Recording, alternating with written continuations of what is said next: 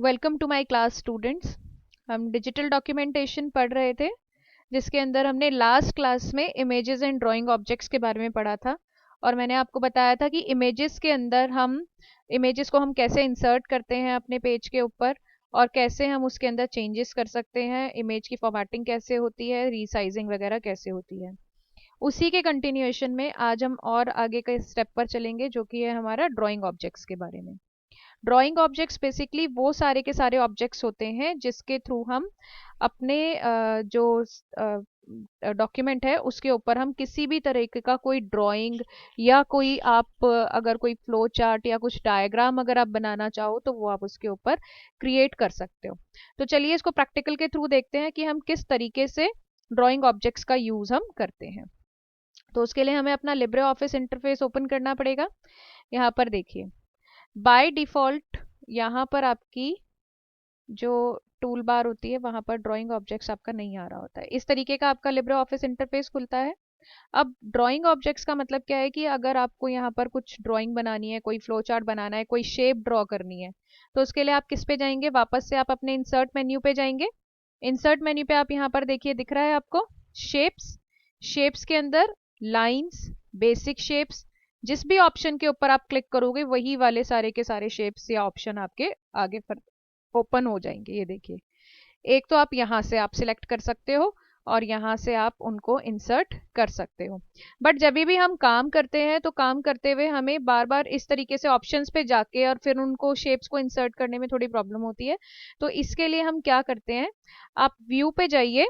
View menu पे आप देखिए, यहाँ पर टूल बार ऑप्शन आपको दिख रहा है। टूल बार पर जाइए और ड्राइंग यहाँ पर है, आप इसको सिलेक्ट कर दीजिए। जैसे ही आप इसे सिलेक्ट करोगे तो आपकी ड्राइंग टूल बार यहाँ पर नीचे आ जाएगी। ये दिख रहा है आपको, ये सारे ऑप्शंस पहले नहीं आ रहे थे, ये सारे के सारे ऑप्शंस आपके यहाँ पर आ गए हैं।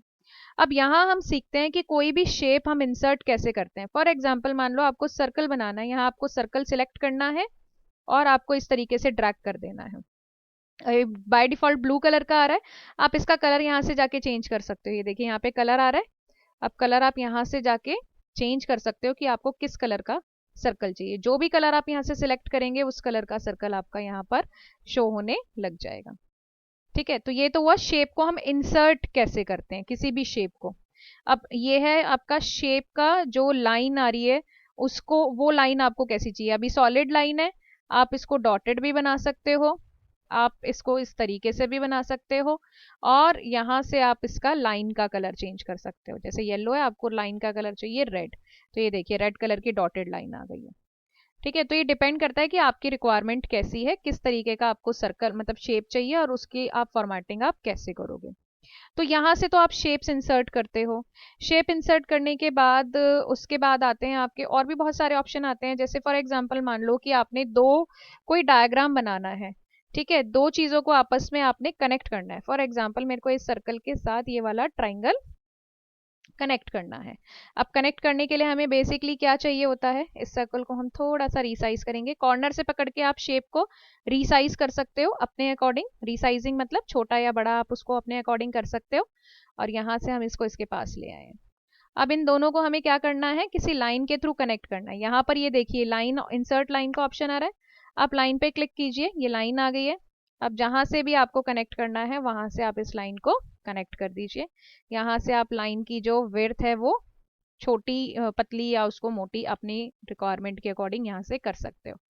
ठीक है, अब मान लीजिए कि अब आपको इसको क्या करना है, ये पूरा का पूरा आपका एक डायग्राम बन गया। हम इसको थोड़ा कम कर देते हैं क्योंकि लाइन कम, वो स्क्वायर ज्यादा हो गया है। सॉरी।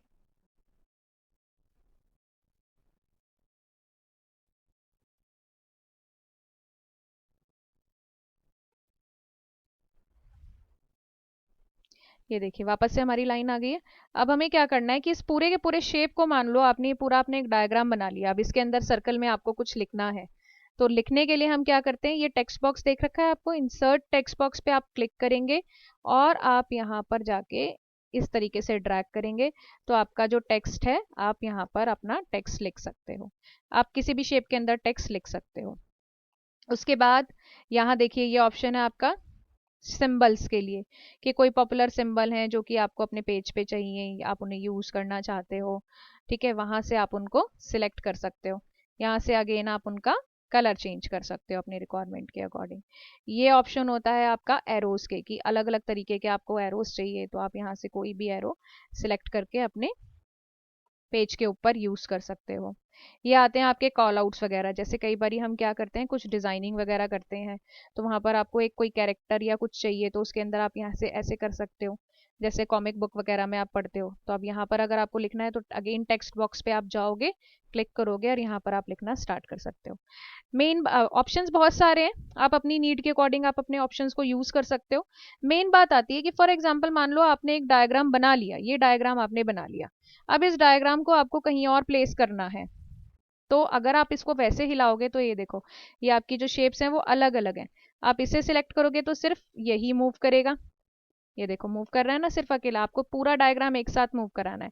तो उसके लिए हमें क्या करना पड़ता है, उसके लिए हमें पूरे के पूरे डायग्राम को ग्रुप बनाना पड़ता है।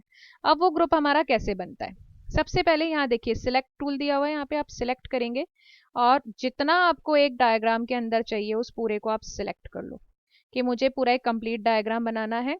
देन यहाँ पर देखिए ग्रुप का ऑप्शन है, ग्रुप पे आप क्लिक कर दीजिए। अब ये क्या बन गया, आपका एक पूरा कंप्लीट डायग्राम बन गया, जहां पर भी आप इसको मूव करोगे अब ये पूरा एक साथ जाएगा आपका। ये देखिए, ये देखिए, अब ये ना सर्कल अलग भाग रहा है ना ट्राइंगल अलग भाग, दिस इज कॉल्ड ग्रुपिंग। ठीक है, तो ये आपको ग्रुप करने में हेल्प करता है आपके डायग्राम को, कि एक साथ बनाने में, क्योंकि अलग अलग शेप्स को जोड़ के आपने एक डायग्राम बनाया और उसके साथ आपने उसको ग्रुप कर दिया, तो ताकि आप उसको पेज के ऊपर कहीं भी आसानी से मूव कर सको। ठीक है, उसके बाद होता है अगर मान लो फिगर की आपको कुछ नंबरिंग करनी है, तो अब फिगर बन गई है, लास्ट में आप जाइए इंसर्ट कैप्शन, कुछ नाम डालना है इसका। ठीक है, मैंने इसका नाम डाला डायग्राम 1।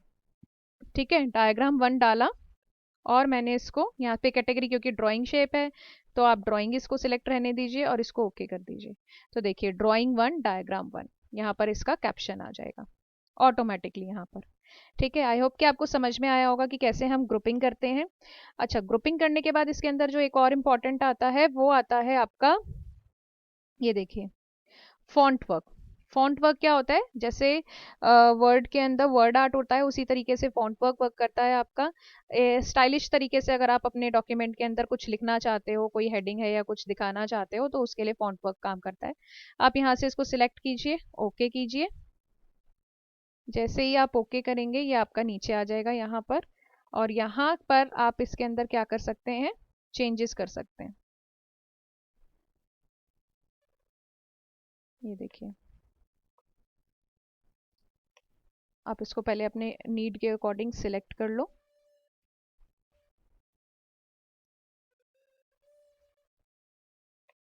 ये देखिए फॉन्ट वर्क पे जाएंगे आप।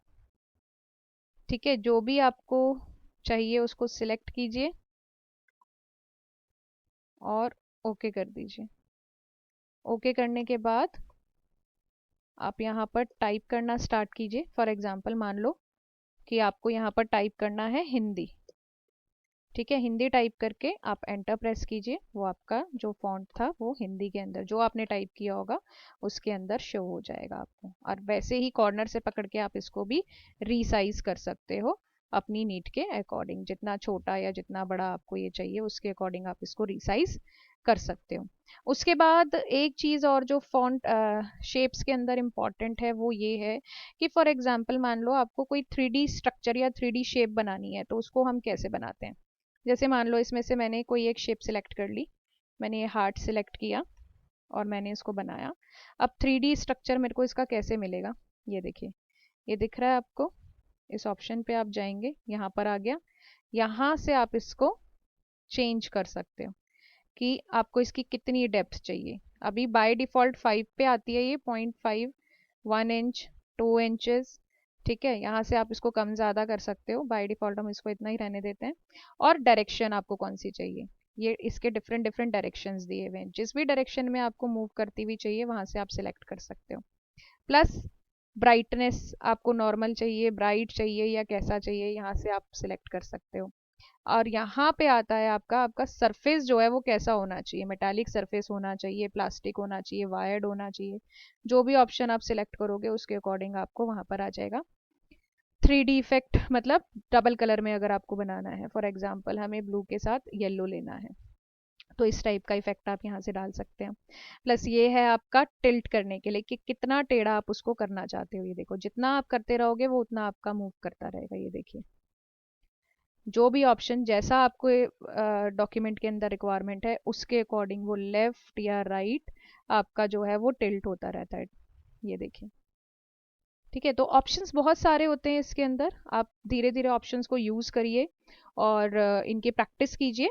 बेसिकली ड्राइंग ऑब्जेक्ट्स के अंदर कुछ नहीं है कि इतने सारे ऑप्शंस आपको दिए हुए हैं, आप अपनी पसंद के डायग्राम्स बनाइए इनसे, और कुछ कुछ टेक्स्ट बनाइए, कुछ कॉमिक क्रिएट कीजिए, कोई डायग्राम बनाइए, कुछ ग्राफ्स बनाइए। देखिए यहाँ पर बेसिकली फ्लो चार्ट्स वगैरह बनाने के लिए भी ना ऑलरेडी यहाँ पर कुछ दिए रहते हैं आपके, जिनको आप एज इट इज़ यूज़ कर सकते हो। ठीक है, ये ऑप्शन होता है आपका टेक्स्ट इंसर्ट करने के लिए, जो कि मैंने अभी आपको बताया है। ये फॉन्ट वर्क का आर्ट मतलब इस टाइप से अगर आपको दिखाना है। और ग्रुपिंग अनग्रुपिंग तो होती ही है। ग्रुपिंग हो गई बेसिकली कि आपने एक से ज़्यादा अगर शेप्स को यूज़ करते हुए आपने कोई इमेज बनाई है, कोई डायग्राम बनाया है, तो आप उसको ग्रुप करके एक साथ कंबाइंडली यूज़ कर सकते हो। ठीक है, तो ये आपके डायग्राम से रिलेटेड था। आई होप कि आपको समझ में आया होगा। बेसिकली इमेजेस और जो डायग्राम है, इमेज के लिए हमारे मोस्टली ये वाले सारे ऑप्शंस काम में आते हैं, और डायग्राम्स के लिए हमारे ये होते हैं जहाँ से हम अपने डायग्राम का कलर चेंज करना, उसका लाइन का कलर चेंज करना, लाइन का स्टाइल चेंज करना, ये सब हम कर सकते हैं। और डायग्राम्स की ग्रुपिंग एंड अनग्रुपिंग भी वहाँ से की जा सकती है। तो देखते हैं एक बारी इसके अंदर कोई और ऑप्शंस। देखिए वैसे तो ऑप्शंस बहुत सारे हैं, आप यहाँ पर ट्राई करते रहिए, और जितना क्रिएटिव तरीके से आप इन ऑप्शंस को यूज़ करेंगे उतना ही अच्छा आप एक बढ़िया डायग्राम बना के अपने असाइनमेंट्स वगैरह के अंदर आप यूज़ कर सकते हो। तो एज पर रिक्वायरमेंट होता है, जैसी जिसकी रिक्वायरमेंट है उसके अकॉर्डिंग वो इन डायग्राम्स को और ऑप्शंस को सिलेक्ट कर सकता है, और अपने असाइनमेंट में या अपने टेक्स्ट में, अपने किसी डॉक्यूमेंट के अंदर इनको यूज़ कर सकता है। तो ये था सारा का सारा डायग्राम या ड्राइंग ऑब्जेक्ट्स के बारे में, जिसके हेल्प से हम डायग्राम्स को या फ्लो चार्ट्स को या ड्राइंग ऑब्जेक्ट्स को हम अपने खुद के कैरेक्टर्स को यहाँ पर क्रिएट कर सकते हैं। आई होप कि आपको समझ में आया होगा। और इमेजेस और ड्राइंग टूल्स के अंदर इतना ही था। नेक्स्ट लेक्चर के अंदर हम आगे के टॉपिक को करेंगे। तब तक आप इन्हीं दो वीडियोस को अच्छे से देखिए, और इमेजेस और ड्राइंग टूल ऑब्जेक्ट्स की आप बार बार प्रैक्टिस कीजिए। कहीं पर कुछ डाउट रहता है तो वापस से आप वीडियो पे जाइए, ऑप्शंस को देखिए, और फिर से इसकी प्रैक्टिस कीजिए। तो तब तक के लिए गुड बाय, मिलते हैं आपसे नेक्स्ट लेक्चर में। Thank you.